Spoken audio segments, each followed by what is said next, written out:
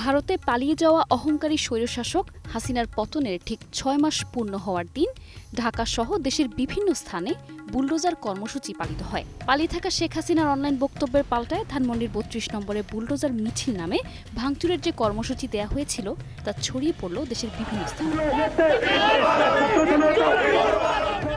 বিক্ষুব্ধ ছাত্র জনতা বুলডোজার দিয়ে গুঁড়িয়ে দিয়েছে ধানমন্ডি ৩২-এর অবস্থিত শেখ মুজিবের বাড়ি। এটা নিয়ে গণমাধ্যম ও সামাজিক মাধ্যম সরগরম। শুধু দেশীয় গণমাধ্যমই নয়, আন্তর্জাতিক গণমাধ্যমেও গুরুত্ব দিয়ে প্রকাশ করা হয়েছে এ সংক্রান্ত সংবাদ।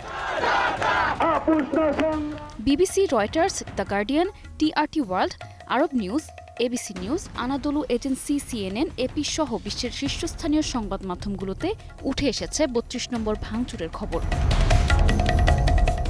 মার্কিন যুক্তরাষ্ট্রের খ্যাতনামা গণমাধ্যম সিএনএন তাদের শিরোনাম করেছে, বাংলাদেশের বিক্ষোভকারীরা নির্বাসিত সাবেক নেত্রী শেখ হাসিনার বাড়ি ধ্বংস করেছে।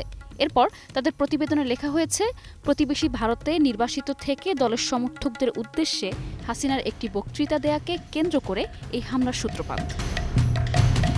এদিকে ব্রিটিশ খ্যাতনামা গণমাধ্যম দ্য গার্ডিয়ান তার শিরোনাম করেছে, বাংলাদেশি বিক্ষোভকারীরা স্বাধীনতার প্রতীক প্রাক্তন প্রধানমন্ত্রীর পারিবারিক বাড়ি ধ্বংস করেছে। প্রতিবেদনটিতে আরও বলা হয়েছে, এই বাড়িটি থেকেই শেখ হাসিনার বাবা পাকিস্তান ভাঙনের ঘোষণা দিয়েছিলেন। তবে পরবর্তীতে কর্তৃত্ববাদের সাথে যোগসূত্র থাকার কারণে তার বাড়িতে আক্রমণ করা হয়।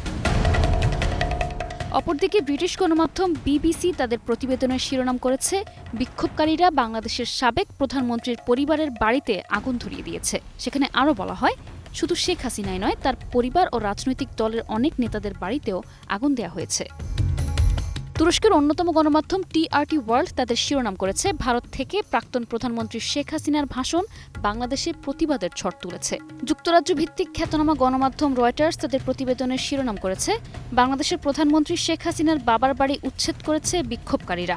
অন্তর্বর্তী সরকারের বিরুদ্ধে দাঁড়ানোর আহ্বান জানিয়ে সোশ্যাল মিডিয়ায় একটি জ্বালাময়ী বক্তৃতা দেন, যে কারণেই এই হামলার সূত্রপাত।